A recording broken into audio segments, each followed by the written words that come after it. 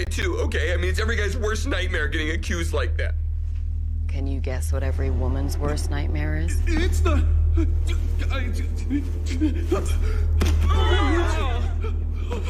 Hey there, everybody!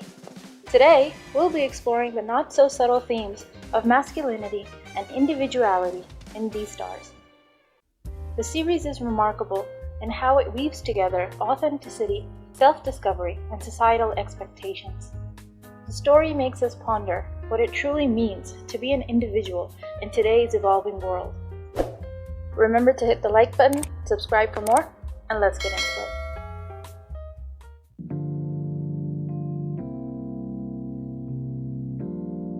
The dark side of a person can be termed as their shadow. It often includes traits and tendencies that society labels as unacceptable or undesirable. Our first instinct is to suppress our shadow, to conform to the norm standards, because otherwise we may face disapproval or be alienated. In Beastars, this heavily resonates with the carnivores. Within their society, the primal instinct to consume meat is seen as morally offensive by the herbivore majority. It is straight up a crime in their school. So, to assimilate into the community and avoid stigma, these carnivores go to various lengths to suppress their natural desires. This is reflective of how people conceal aspects of their own identity that deviate from societal expectations.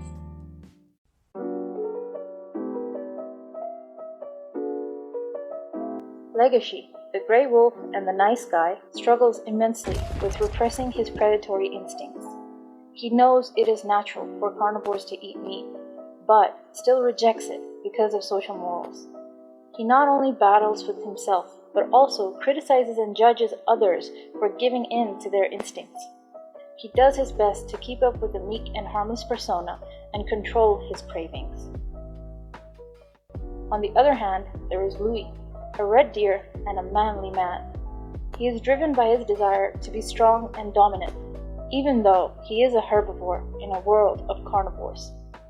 We learn that he was literally at the bottom of the food chain, born and raised for the sole purpose of ending up at somebody's dinner table. Even after he is rescued from his degrading existence, he never receives any validation or respect from his adoptive father, leaving him with the longing for recognition. This explains his obsession with power, his domineering attitude towards carnivores, and his contempt towards Legacy. These internal conflicts in Legacy and Louis mirror the behavior we see every day. It's often those who exhibit the most hostility or bias towards particular genders, races, religions, or sexual orientations who are the ones struggling with their own unresolved issues of self-discovery and self-acceptance. We, as individuals, try to overcompensate and go to great lengths to conceal our authentic desires and vulnerability. We maintain a persona on a day-to-day basis, which, by the end of the day, causes harm to ourselves or someone else.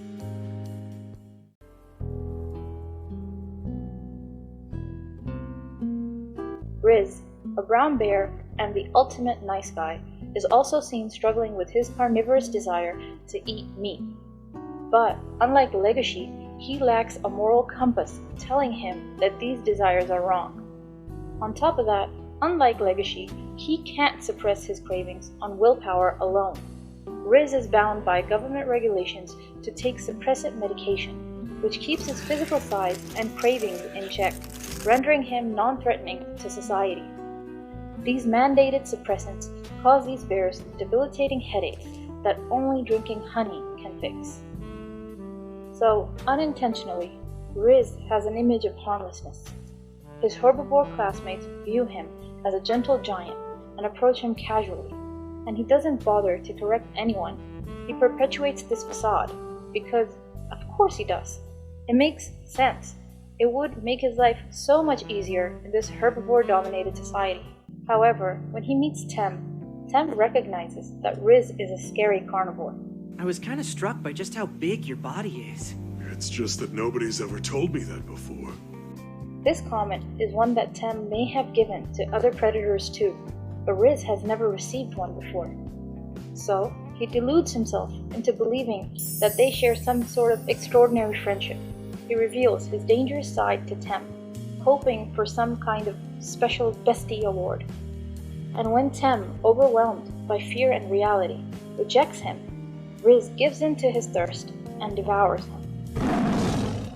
Now, Riz is delusional, and his society has failed him.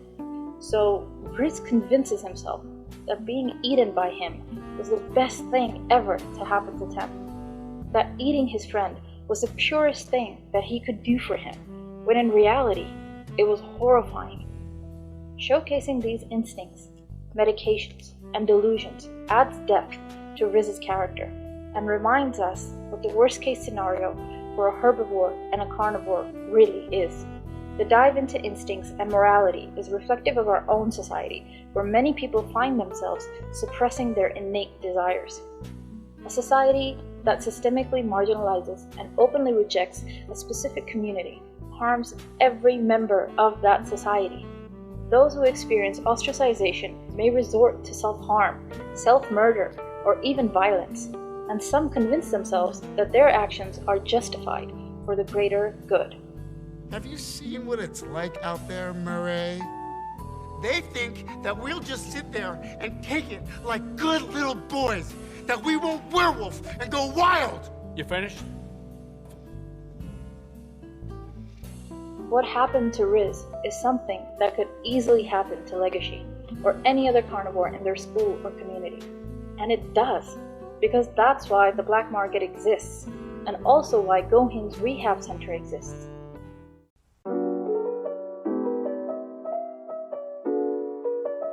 Before we get into Legacy and Louie's character arcs, I want to highlight two other characters who are shamelessly true to themselves, Haru and Bill.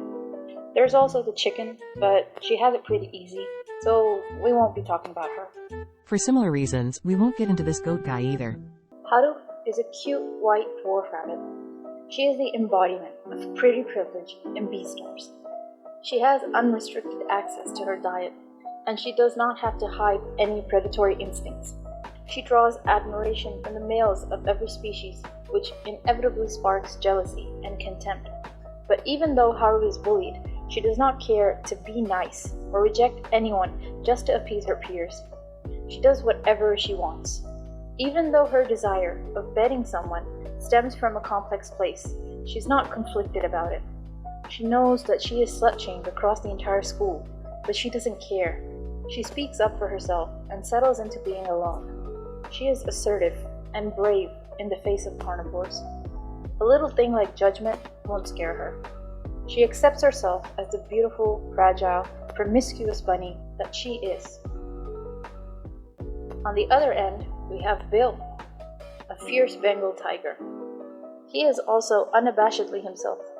He is a carnivore, but he never tries to hide any aspect of his carnivorous form.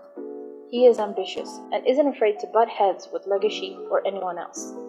He doesn't suppress his carnivorous side, but stays within the laws of his world, just as it should be. His behavior is normal and expected of a male carnivore like him. He can be your average, peppy, mentally healthy high school student. And if you're going to argue that he is not kind enough, he's a teenager in school. He lacks charisma and is not a leader by any means. Cut him some slack. He doesn't get much love in his own world or in the fandom. Let's change that. Be more accepting of yourself. Be like Bill. Throughout the series, we see Legacy and Louie grow out of their toxic traits and accept their whole selves. Legacy stays true to his moral compass and decides to use his strength to protect herbivores from ravenous carnivores. He has a taste for himself by consuming a moth and gaining a profound respect for life. He even later consumes meat and states explicitly that this is something he wants. I need you to know that if I do this, if I eat you, it's because I want to eat you. Making it clear that he has a desire for meat, which he is willing to give in to. He embraces the fact that he is a big, bad wolf and channels the strength of his whole self towards something that he finds deeply meaningful. We also see Louis come to terms with his vulnerabilities. After going down the darkest path a herbivore could ever go, his newfound respect for legacy snaps him out of it. He knows that he does not fit into the commanding role that he has chosen for himself.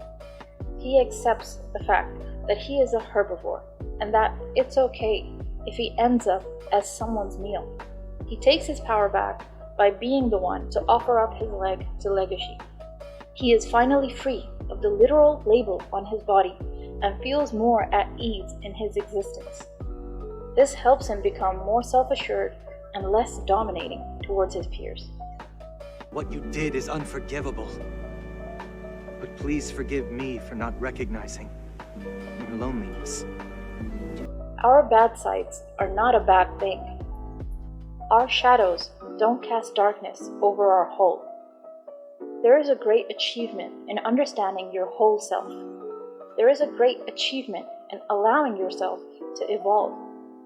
It may be easier to take a deep breath and put on a mask, but authenticity is incredibly liberating.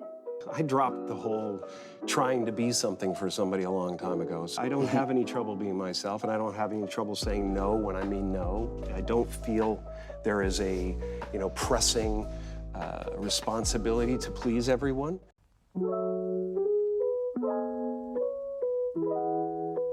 By the end of Season 2 of Beastars, we see Louis and Legacy confront their struggles and be more accepting of their whole selves.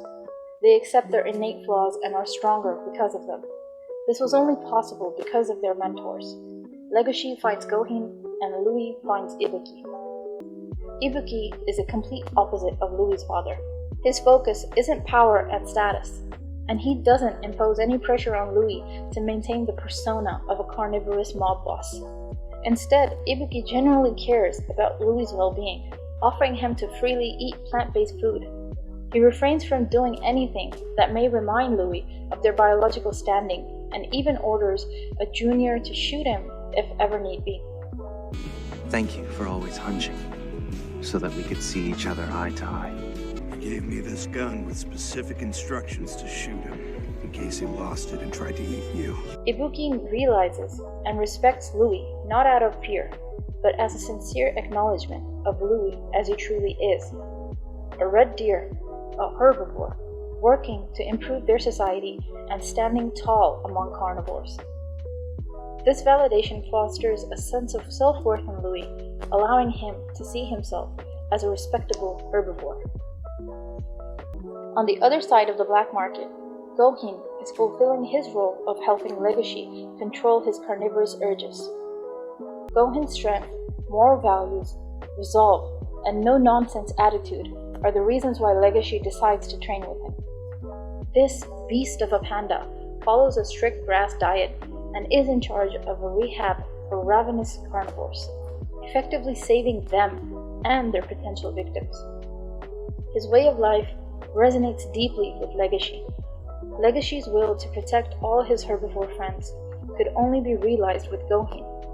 Gohin's training was much needed for Legacy's journey. Beastars reminds us of the importance of good masculine mentors and father figures in our society. Young adults need guidance from self-assured, empathetic male adults. They need mentors who view them as complete individuals, recognizing and respecting every facet of their identity, including their strengths and their weaknesses. It often requires just a small gesture of encouragement, respect, or attentive listening. It's very difficult to understand how demoralized people are. And certainly many young men are in that category. All these men who are alienated, it's like they're lonesome and they don't know what to do, and everyone piles abuse on them. It's really something to see constantly how many people are dying for lack of an encouraging word, and how easy it is to provide that if you're careful. Give credit where credit is due, and to say you're a net force for good if you want to be.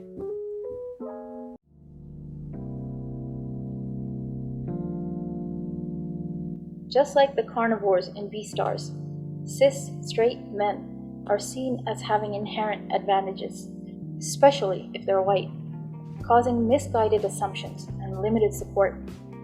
We need to remember that in today's merging world, no group of people can be lumped together and stereotyped, and we need to remember that a bad person doesn't need to be born cis, straight, white, or privileged to be bad. It is essential that we shift our perspective and give space to everyone to navigate their own journey and confront their shadows. We need to cut each other some slack and foster a more compassionate and inclusive society. Feel free to share your thoughts in the comments below. Remember to like, share, and subscribe for more. Until next time, stay passionate and stay critical.